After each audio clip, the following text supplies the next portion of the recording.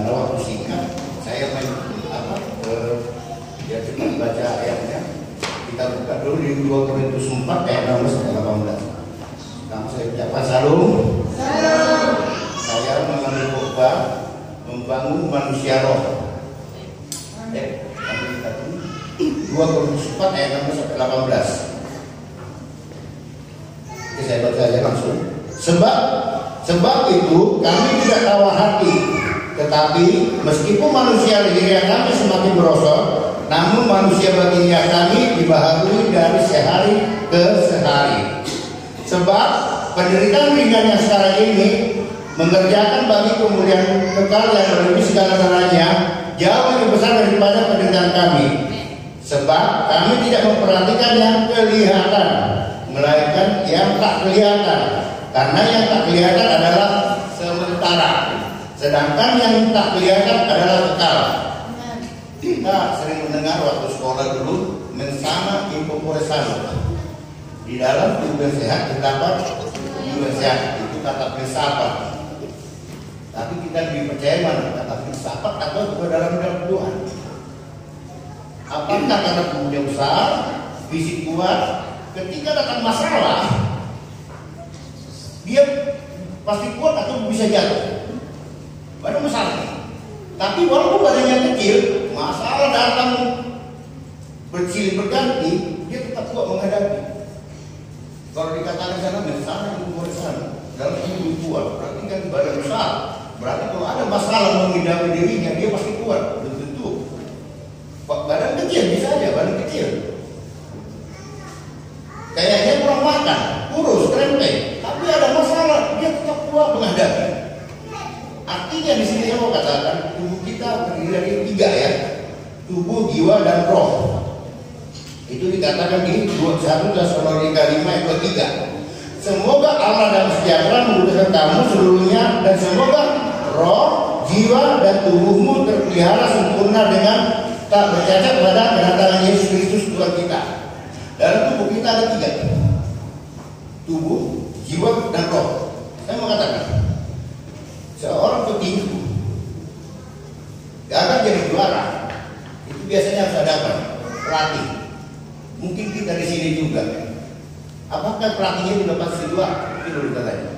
Udah pernah juara nggak pelatihnya? Belum tentu. Pelatih bola, belum tentu pelatihnya itu pemain bola. Dia bisa ngatur strategi, dia bisa mengalirkan juara. Tapi mau saya katakan sih, terkadang kita pernahkah kita punya mentor juga?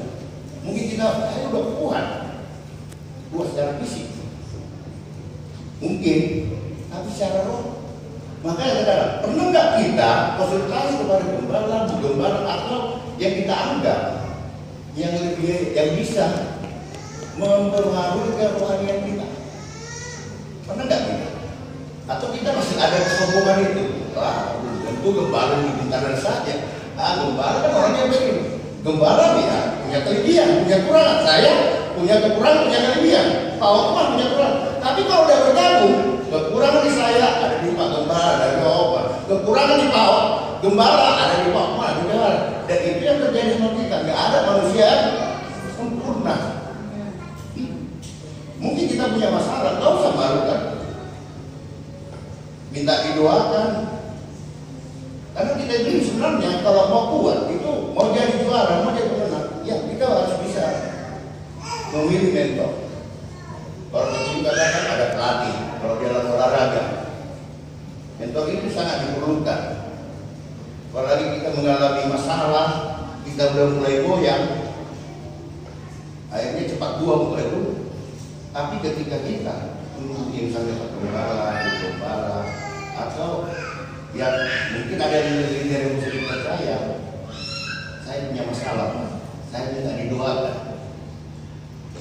Bukan berarti memang kami punya masalah, tapi dengan mentor-mentor ini, bapak-bapak rohani atau ibu rohani ini, mungkin masalah kita bisa berbeda. Karena tadi dikatakan fisik tidak menentukan kita bisa menghadapi masalah. Bukan karena bisa tekan. Wah, masalah apa pun bisa dihadapi? Tidak ada. Seperti dikatakan di apa ini kalau sebab itu kami tidak tawar hati, tapi meskipun manusia lainnya kami semakin merosot, namun manusia betina kami berbuat baru dari sehari ke sehari. Kita ketahui Paulus dan pelayannya dia masuk penjara, sakit, tapi dia nggak mau lemah dalam Tuhan. Dan kita dalam kehidupan kita sehari-hari, walaupun kita menghadapi masalah, seperti saya sekarang, saat ini saya menghadapi masalah. Kenapa saya punya masalah? Apakah itu dari Tuhan? Sekarang kita bilang pencobaan kamu alami. Yang diberikan Tuhan kata kita juga kata firman. Tapi kepercayaan kita, apakah pencobaan itu lahir dari Tuhan atau dari kita sendiri? Seperti saya sekarang, banyak lagi apa ini? Kan kalau bikin keterangan kan ada dua, jatuh kita sama jatuh tempo. Nah kalau udah jatuh tempo, bergetar nih. Kenapa bisa jatuh tempo? Ya karena ada masa lalu kan. Kita berani kredit motor, kita berani kredit mobil, kita berani kredit rumah. Kenapa? Apakah itu kehendak Tuhan atau kehendak kita? Itu dulu, apakah kita ketika ngambil rumah pernah bertanya kepada Tuhan? Ketika kita beli motor pernah bertanya kepada Tuhan? Ataukah kita karena kita ngambil motor rumah itu biar orang lihat saya hebat, biar orang lihat saya orang kaya, biar orang lihat saya orang sukses, tanpa lebih dulu berdoa kepada Tuhan. Sekarang kita sering, kenapa banyak orang kecewa kepada Tuhan karena apa? Karena ada masalah. Tadi. Kenapa? Karena jiwanya sudah lemah. Makanya itu barang tadi, ketika kita mengalami masalah, coba kembali kepada mentor tadi. Ya ada Pak Brian, ada Bu Yani, ada Bu Derek, Bu Erni, ada Pak Gembala. Nggak usah malu. Karena kami nggak akan mungkin membuka rahasia Bapak Ibu. Ketika ada jemaat yang datang, kita kan merasa berkati juga. Ketika masalah jemaat itu selesai, kita juga dan kita tetap mungkin ya dalam makan dan setiap doa, kita pasti bawa dalam doa. Amin. Ini pada tadi itu ada masalah dari arah Tuhan dalam sebelum tidur Tuhan, jemaat saya suka tadi mengalami masalah, patahkan roh masalah, pasti doakan. Karena terkadang roh kita ini bisa kalau sempat lemah, itu seorang orang kaya, buat pastikan dia kuat. Udah orang kaya, harta besar. Banyak orang kaya bunuh diri karena dia juga punya jatuh tempo. Padahal kalau dia itu misalnya hartanya bisa 5 miliar, utangnya 1 miliar. Banyak tagihan 1 miliar ini, tidak terpikir dia penghasilan sudah gak dapat 1 miliar itu, utangnya semua. Dia tak terima dengan kondisi menyalahkan Tuhan, bunuh diri. Padahal kalau dijual aset ini tertutup utang. Tapi kenapa terjadi ada yang bunuh diri? Padahal aset bunuh diri seperti saya misalnya, saya punya utang nih, tapi saya punya aset juga. Tapi karena ada debt collector tadi misalnya nggak sanggup bayar, sekarang kan melemahkan kita sendiri. Kenapa? Roh kita mari kita berkuat, amin. Di mana roh kita berkuat? Ya dalam dekat dengan Tuhan. Bisa dengan kalau kita menghadapi masalah, ya puji penyembahan, nyanyi rohani, jangan lagu dunia. Lagu dunia bukan apa? Malah kita semakin lemah. Kita karena rata-rata lagu dunia itu untuk tangis dan apa lagi lagu batak. Lagu batak 80% lagu untuk tangis, 20% lagu sukacita. Adalah dalam kesedihan kalian tinggal orang tua, kesedihan kalian tinggal pacar. Jadi asalnya nyanyi lagu batak itu sedih nangis kalau direnungkan. Artinya kalau kita bisa makin lemah. Makanya di sini mari kita lebih kuat lagi dalam ujian dan penyembahan. Ketika roh Allah bekerja pada kita, ketika kita mengundang hadirat Allah, ketika kita lakukan penyembahan, Roh Kudus sudah bekerja pada kita. Karena dikatakan 1 karena Roh Kudus yang ada dalam hatimu. Kita gimana mendengar suara Tuhan? Baru kita belajar firman. Makanan daging apa? Bagian tubuh, jiwa dan roh bagian tubuh. Asik, minuman agar sehat. Roh yang mendekatkan diri kepada Tuhan, dia penyembahan, doa dan firman. Apakah cukup juga kita bayangkan kalau fisik kita ini makan sekali seminggu? Seperti kita ini kan, dengan firman Tuhan, baca firman Tuhan sekali seminggu. Coba bayangkan, kita nggak makan 1 kali seminggu, kuat nggak? 1 hari 24 jam, pernah nggak kita kasih waktu 10 menit untuk Tuhan, untuk baca firman? Kita jangan sering menyalahkan Tuhan sudah nggak baik sama aku, Tuhan memberi masalah, Tuhan disalahkan, nggak ke gereja, nggak percaya sama Tuhan. Tapi kita pernah nggak ke gereja aja sekali seminggu? Yang sekali seminggu ini khotbah belum tentu didengar, karena khotbah banyak kan pergi keluar, bosan tuh. Belum tentu juga lagi, makanya nggak seger, makanya sedikit-sedikit. Coba kita bayangkan, sekali seminggu kita makan, waktu 24 jam sehari untuk Tuhan, untuk baca firman Tuhan, 10 menit, pernah nggak kita? 10 menit aja, habis 10 menit, 20 menit. Kenapa? Karena kita makin disirami, makin dikuatkan, kita semakin harus semakin dekat dengan Tuhan. Dan ketika masalah apapun yang terjadi, Tuhan aku minta maaf, ampuni aku Tuhan. Dulu aku bilang orang saya hebat, maka saya utang ini. Sekarang pas ini Covid, semua penghasilan berkurang ya, rata-rata berkurang. Seperti saya juga ini berkurang nih. Siapa bisa duga masalah ini yang akan terjadi? Akhirnya apa? Terlalu berat. Kita salahkan Tuhan atau salahkan diri sendiri?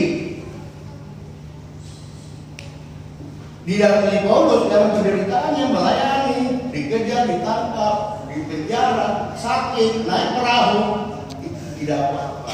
Tapi Roh mulai yang kuat, Roh mulai memenangkan jiwa-jiwa. Saya mau menangkan jiwa-jiwa, kata Paulus. Rohku makin dikuatkan oleh Tuhan. Seperti yang dikatakan dari 1 Tesalonika 5:3, semoga Allah Damai sejahtera menguduskan kamu seluruhnya, dan semoga roh, jiwa, dan tubuh terpelihara sempurna dengan tak bercacat pada kedatangan Yesus Kristus Tuhan kita. Kita lebih sering memikirkan yang kelihatan. Orang punya mobil, ingin punya mobil. Orang punya rumah gede, ingin rumah gede. Yang kelihatan. Kita lebih cenderung kepada keinginan daging. Orang pergi ke puncak, ingin ke puncak. Pergi ke puncak, pulang dari puncak, pikirin, aduh, uang saya tabung udah berapa bulan, 3 bulan, 6 bulan, 7 bulan, habis dalam sekejap. Kebetulan besok seperti ini, Covid, semua melanda ya, melanda semuanya. Apakah kita salahkan Tuhan juga? Banyak kita yang sering menyalahkan Tuhan. Banyak kita yang tidak mau lagi beribadah. Tuhan tidak tolong saya. Saya sudah berdoa 24 jam, tetapi kelakuan kita, keinginan daging kita gimana? Apakah bisa kita lawan? Dia di masih kata, sebab penderitaan ringan yang sekarang ini mengerjakan bagi kami kemuliaan kekal yang melebihi segala-galanya, jauh lebih besar daripada penderitaan kami. Paulus berkata, saya percaya hamba Tuhan pasti lebih kuat daripada jemaat biasa. Amin. Seperti saya ini. Sekarang saya diingatkan dengan masalah saya, harusnya saya gak ibadah. Saya udah boleh apa yang saya bilang? Ibadah. Saya gak mau kalah. Seperti Paulus, dikejar-kejar. Belum seberapa yang penderitaan saya alami. Mari kita melayani Tuhan. Itu adalah untuk mengubahkan roh kita juga. Amin. Ketika kita melayani Tuhan, ketika kita menyerahkan hati kita kepada Tuhan, roh kita akan semakin kuat. Kita bisa pergi. Kita bisa semakin tenang. Tapi banyak juga mungkin kita, kok saya melayani gagal. Mungkin sama Tuhan dan pribadi. Mungkin hanya mentor. Karena kehidupan ini kita karena orang kita pun kaya, nggak ada jaminan masuk surga. Nggak ada garansinya kita yang jadi orang kaya masuk surga. Jangan karena orang kaya, berkat itu Tuhan itu banyak sama saya, itu kata kita kan. Kalau kita lihat orang kaya ini si kaya, dia orang diberkati. Pikiran kita, apakah itu tujuan kita? Apakah kehidupan dunia, kehidupan sementara ini yang dikatakan dia Sebab kami tidak memperhatikan yang kelihatan, melainkan tak kelihatan, karena yang kelihatan adalah sementara. Kita hidup hanya 70-80 tahun, kadang masuk 90-10. Tapi apa katanya lagi? Selama hidup mengalami penderitaan. Saya percaya tidak ada kita salah satu orang di sini nggak punya masalah. Kita nggak mau punya masalah, bisa diluarkan di sini. Tapi masuk umur. Kan ada orang mati nggak punya masalah. Selesai semua masalah. Segala penyakit. Udah selesai semua. Hanya satu yang menyelesaikan. Mati. Mau mati? Berarti selama hidup wajib punya masalah. Masuk 90-10 apa sih? Coba masuk 90-10. Itu kata Tuhan. Bukan kata saya. Masuk 90-10.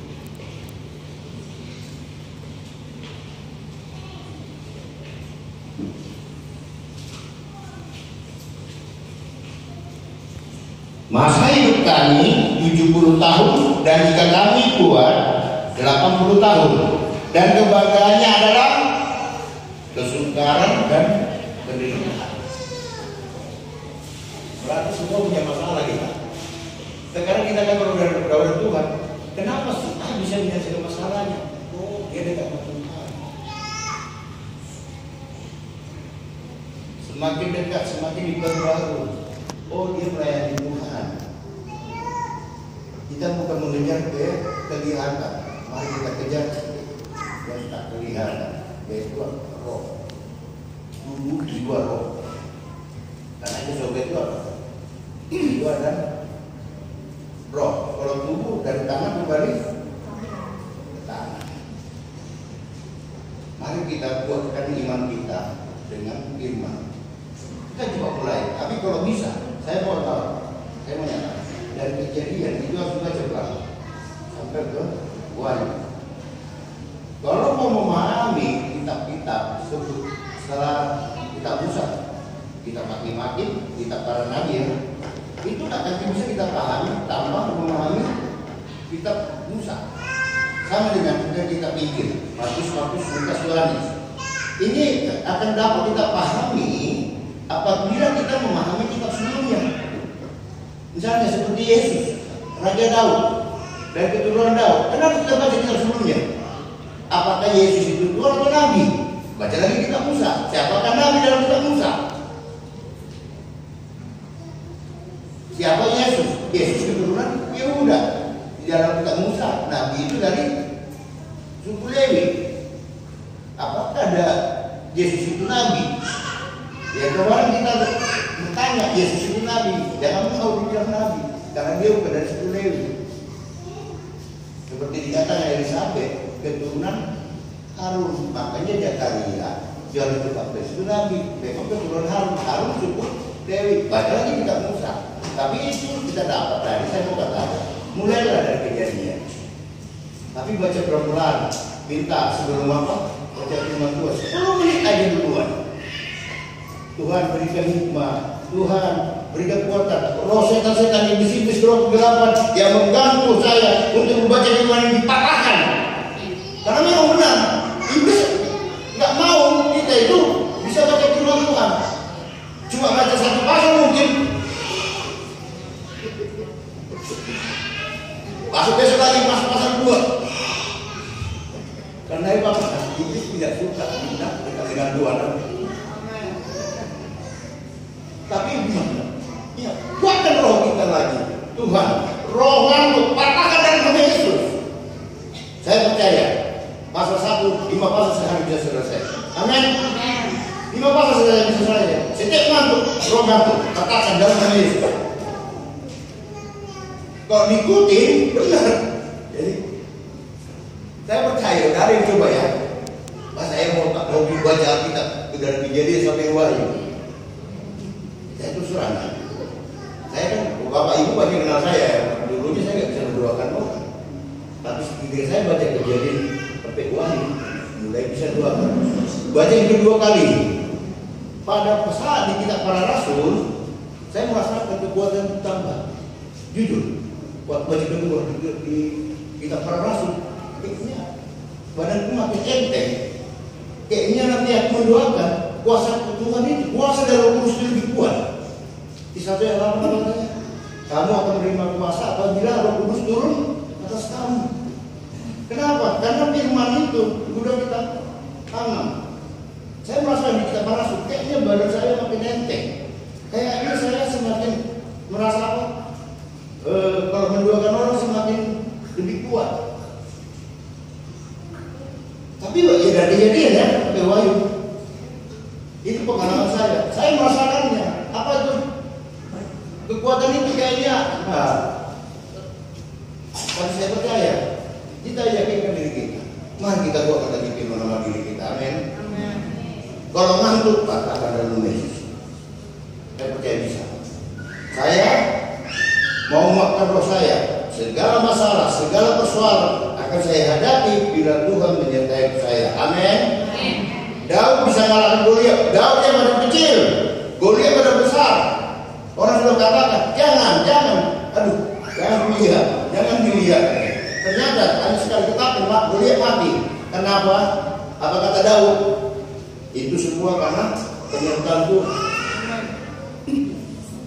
Apapun masalah kita, ketika ada penyertaan Tuhan, saya percaya kita akan bisa menghadapi persoalan kita. Amin. Makanya ketika berdoa, jangan minta berkat aja. Tuhan mampukan saya dalam setiap permasalahan hidup saya. Tuhan urapi saya Tuhan, agar saya biarlah Roh Kudus-Mu bekerja pada diri saya, agar saya bisa menyelesaikan persoalan saya. Permasalahan apapun akan bisa kita hadapi apabila roh yang ada pada kita itu semakin dekat dengan roh Tuhan. Kenapa yang mati udah habis? Karena dia punya jiwa dan tubuh dua. Lebih baik kita punya roh. Karena roh ini adalah roh untuk berhubungan dengan Allah. Binatang nggak punya roh, tidak punya jaringan untuk Allah. Kita diberikan roh agar kita bisa berhubungan dengan Allah. Dan kita diciptakan segambar dan serupa dengan Allah. Di Kejadian 1 ayat 27. Baiklah kita ciptakan manusia itu serupa dengan kita. Jadi 3 itu kan Bapa, Allah, Yesus Tuhan, Roh Kudus. Kita harus di Yeskiel 36 ayat 27 apa katanya? Rohku akan kuberikan Rohku akan kuberikan diam di dalam batinmu, dan aku akan membuat kamu hidup menurut segala ketetapanku dan tetap berpegang pada peraturan-peraturanku dan melakukannya. Di mana kita melaksanakan perintah Tuhan, perintah Tuhan di depan. Gimana kita dapat jadi Tuhan? Berkat. Sementara kita nggak tahu perintah Tuhan. Abraham hanya dengan apa? Perintah. Pergi, dia pergi. Berikan anakmu, berikan. Dia bisa dengar suara Tuhan. Coba kita berikan anakmu. Oh, cuma satu, jangan. Seperti Yesus 2 hari lagi anak manusia kan disalibkan, 2 hari lagi Paskah. Dia kemarin menjauh. Tapi dia tadi tersalib agar darah kita, dosa kita ditebus. Dan ketika dosa kita terus kita percaya, ketika kita semakin dekat sama Yesus, hidup bersama Yesus, roh kita kan seperti Tuhan. Apa kata Yesus lagi sebelum dia berangkat ke surga? Pergilah, jadikan semua bangsa amanat kamu sebelum ke surga. Sama kalau orang tua kita meninggal, wah kumpul semua apa pesannya ya. Ini jangan sampai gak dijalankan pesannya. Dan ketika Yesus mau berangkat ke surga, apa pesannya? Terakhir dia berangkat ke surga. Pergilah, jadikan semua bangsa. Mari kita melayani Tuhan. Saya percaya roh kita akan semakin kuat dan menyala-nyala ketika kita kuat dalam bukti menyembah, firman dan melayani Tuhan. Amin. Masalah, semua orang punya masalah. Kalau kamu punya masalah, hanya satu jawabannya, ya tahu jangan bunuh diri, karena dosanya nggak bisa diampuni, karena dia udah membunuh, karena nyawa itu haknya Tuhan. Persoalannya hanya satu, saya kuat dalam Tuhan. Apabila roh dekat dengan Tuhan. Amin. Apa kata perintah Tuhan, apa kata Tuhan, mari kita ikuti dan mari kita melayani Tuhan juga. Amin. Kalau dari dikatakan melayani, langsung mesti sebagian. Padahal itu amanah agung, tapi saya harus sampaikan. Pergilah jadikan semua bangsa muridku. Satu orang bertobat, 1000 malaikat bertemu di surga. Satu orang kita bawa jiwa ke sini, 1000 malaikat bertepuk tangan di surga. Berarti jangan melihat yang kelihatan, lihatlah yang tidak kelihatan. Kehidupan kekal, kehidupan yang kelihatan hanya 70, 80 tahun dan kita hanya menderita. Mau kaya, mau miskin, mau sedang setengah kaya, semuanya menderita. Jangan katakan cuma saya menderita, semua. Gembala juga menderita, tapi ketika rohnya kuat, seperti saya, kalau di pasar itu ada banyak berpikir nih, kayak ini tuh ketimpa aja bu, ada 100 juta. Tenang aja, biasa aja ya. Dia nggak punya masalah aja. Tapi kalau dipahami, kalau ada di diri saya juga, itu saya udah bertentang. Tapi pikiran orang 100 juta. Karena kita bawa tenang terus. Ada masalah tenang aja. Dia nggak tahu masalah kan. Padahal kenapa? Karena memang saya yakin Tuhan. Memang kamu hidup di mengalami penderitaan, mengalami kesusahan. Semua orang juga mengalami. Kenapa kamu susah? Yang penting kerjakan, mampukan Tuhan, berikan roh iman dari engkau. Masalah itu bisa selesai apabila engkau menyertakan. Tapi tolong rapi juga engkau ini, biar engkau sebagai kuat dalam engkau. Saya percaya masalah apa pun kita bisa hadapi. Amin.